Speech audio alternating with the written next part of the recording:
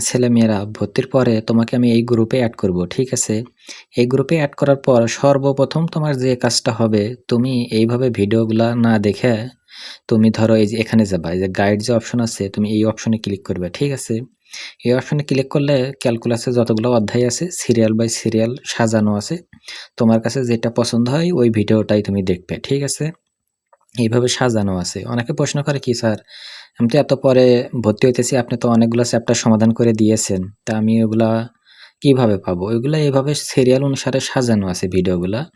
তোমার যখন যেটা পছন্দ তুমি ওইটা দেখে নিলে আরকি এইভাবে। আর লেকচারগুলা নতুন।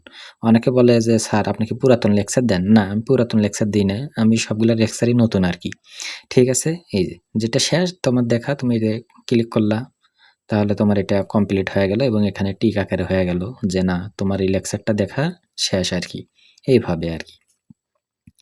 আর ভর্তি ফি না তোমরা অনেকে কথা বলো আরকি যে কত করে নেন আপনি? আমি ৳৪৮০ করে নিই আরকি।